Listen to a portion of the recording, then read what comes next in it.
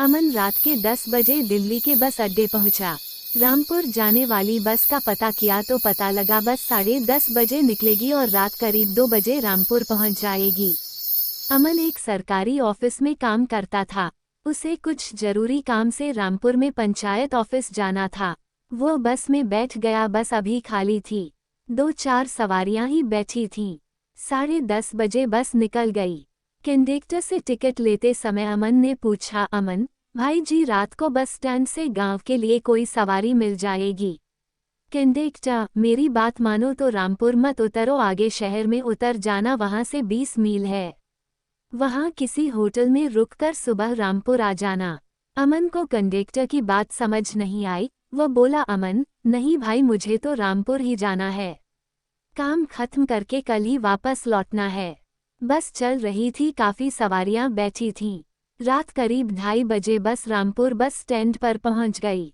अमन बस से उतर रहा था, तभी उसे कुछ सवारियों ने मना किया, लेकिन अमन नहीं माना। वह बस स्टैंड पर उतर गया।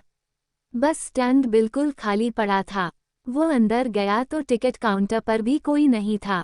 अमन वहीं पास पड़ी एक बेंच पर बैठ गया। अमन, लगता है यहाँ कोई नहीं है। रात यहीं टिकट काउंटर में बिता लेता हूँ, सुबह होते ही गांव चला जाऊंगा। वो टिकट काउंटर के गेट पर पहुंचता है, लेकिन वहां ताला लगा हुआ था। अमन हारकर उसी बेंच पर आकर बैठ जाता है। कुछ दूर पर एक चाय की दुकान थी। वो वहां पहुंच जाता है। वहां भी कोई नहीं था। दुकान के अंदर एक बेंच पड़ी थी। अमन अपना बैग सिर के नीचे लगाकर वहीं लेट जाता है। कुछ देर में उसे किसी के चलने की आहट सुनाई देती है। वह दुकान से निकलकर बाहर देखता है तो एक आदमी कंबल ओढ़े, शायद हाथ में बीड़ी लिए गांव की ओर जा रहा था। अमन, अरे भैया रुको, क्या तुम गांव में जा रहे हो? वह आदमी नहीं रुका और सीधा चला जा रहा था। अमन भागकर उसके पास गया।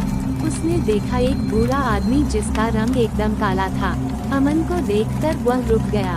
आदमी, क्या है, मेरा रास्ता क्यों रोका? अमन, भाई मुझे भी साथ ले चलो, गांव तक जाना है।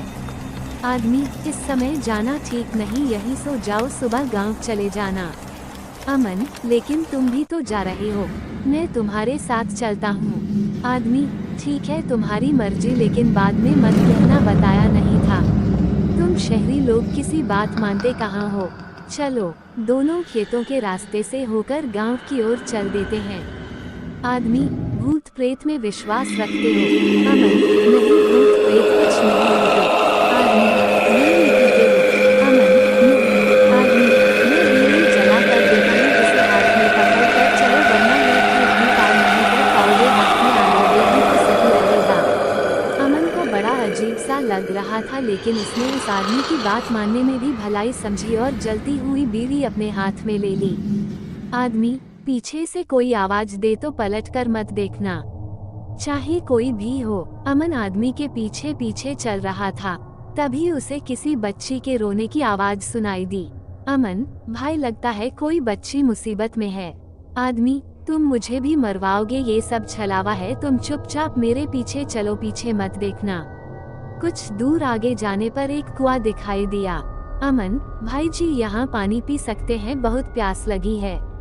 आदमी, नहीं, रात के समय यहाँ रुकना ठीक नहीं। अगर रुक गए तो गांव वालों को सुबह हमारी लाश ही मिलेगी।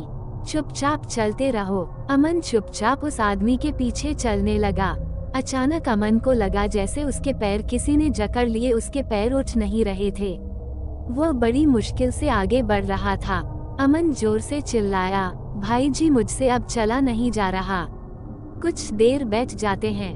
आदमी, लगता है तुम्हारी बीड़ी बुझ गई। अमन ने देखा वाकई उसकी बीड़ी बुझ गई थी। आदमी, तुम्हें किसी साए ने पकड़ लिया है, मैं अपना हाथ देता हूँ, उसे पकड़कर मेरे साथ चलो, मैं पीछे मुड़कर नहीं देख सकता। अमन उस आदमी का हाथ पकड़ लेता है। वह आदमी लगभग उसे घसीटता हुआ लेकर चलने लगता है। कुछ दूर इसी कश्मकश में चलते चलते अमर के पैर हल्के हो जाते हैं। अमन, भाई जी अब ठीक है, मैं चल पा रहा हूँ। आदमी, तुम्हें पता नहीं, तुम अभी अभी मौत के मुंह से बच कर आए हो। मेरे हाथ में आग थी जिसने तुम्हें बचा लिया। कुछ ही देर में दोनों गांव पहुंच गए। सुबह होने को थी। वह आदमी अमन को अपने घर ले गया। घर में उसकी पत्नी थी। पत्नी, आपको कितनी बार कहा है रात के समय मत आया कीजिए। आदमी, मुझे किसी से डर नहीं लगता, ये शहरी बाबू डर रहे थे, इन्हें भूत ने पकड़ भी लिया था, इन्हें भी छुड़ा लाया। आप बैठो, जा इनके लिए चाय बना ला। अमन बहुत डर रहा था। वह बोला, अमन, क्या गांव के लोग रात को कहीं नहीं जाते? आदमी, नहीं, गांव के बाहर भूतों का पहरा रहता है, जो भी गया वापस नहीं आया। अमन, आप कहां से आ रहे थे? आदमी, मैं अक्सर अपने बेटे को ढूंढने निकल जाता हूं, वह भी आपकी तरह रात को उस रास्ते पर गया था लेकिन वापस नहीं आया। कुछ ही देर में सुबह हो गई। अमन पंचायत घर गया और अपना काम निपटाकर वापस जाने लगा तो वह पहले उस आदमी के घर गया। अमन, बाबा, मैं वापस जा रहा हूँ, आपका बहुत बहुत धन्यवाद। आदमी, बेटा, एक वादा करो, चाहे कितना भी जरूरी काम हो इस गांव में वापस मत आना। लेकिन अब सवाल यह है कि जाओगे कैसे? अमन, क्यों, दिन में भी नहीं जा सकते क्या? आदमी, अब तुम इस गांव में बाहर नहीं जा सकते, तुम्हें यहीं रहना होगा। मैं तुम्हें मना कर रहा था यहाँ आने को, लेकिन तुम नहीं माने। रात को उन आत्माओं ने तुम्हें देख लिया, अब वे तुम्हारा पीछा नहीं छोड़ेंगी। यहाँ कुछ नहीं कर पाई तो तुम्हारे घर तक पहुँच जाएंगी। अपने घर वालों की रक्षा करना चाहते हो तो इसी गांव में बस जाओ। अमन बहुत डर जाता है। गांव के पीछे एक पुराने मकान में रहने लगता है। उसे रहते कई महीने बीत जाते हैं। एक दिन अमन उस आदमी के घर जाकर उसके पैर पकड़ लेता है। अमन, बाबा, मुझे किसी तरह इस गांव के बाहर पहुंचा दो, मैं अपने घर जाना चाहता हूँ। आदमी, तुम इस गांव में आना चाहते थे? इस गांव में तुम्हारे अलावा और भी कई लोग शहर से आए थे, कुछ ने जाने का प्रयास किया, मारे गए। कुछ इसी गांव में रहते हैं, लेकिन किसी में इतनी हिम्मत नहीं कि तुम्हें कुछ बता सके। चुपचाप यहाँ रहो, नहीं तो मारे जाओगे। गांव के लोग यहाँ बाहर से आने वाले का पूरा ध्यान रखते हैं। खाना पीना, रहने के लिए जगह, सब कुछ मिलेगा। इधर अमन के घर पर उसकी पत्नी और एक बेटी थी। वे अमन को ढूंढने के लिए कभी पुलिस चौकी जाती, कभी उसके ऑफिस, लेकिन अमन का कोई पता नहीं लगता।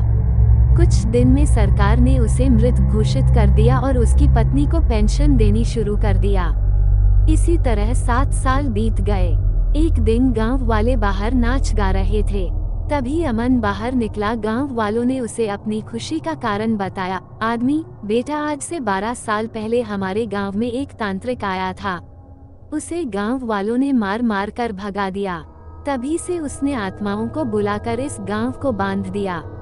कोई भी गांव से बाहर नहीं जा सकता। अब गांव में एक साधु बाबा आए हैं, कल वे पूजा करेंगे जिससे ये गांव बंधन से खुल जाएगा और सभी आत्माओं को मुक्ति मिल जाएगी। तुम भी अपने घर जा सकते हो।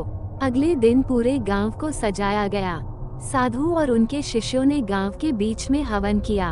हवन के समय कई आत्माओं की आवाजें गांव वालों ने सुनी। हवन समाप्त होते होते सब शांत हो गया। गांव अब श्राप मुक्त हो चुका था। अमन भी साधु बाबा और अन्य लोगों के साथ गांव से बाहर आ गया। वहां से बस लेकर वह अपने घर पहुंच गया। घर पहुंचकर अमन ने चैन की सांस ली।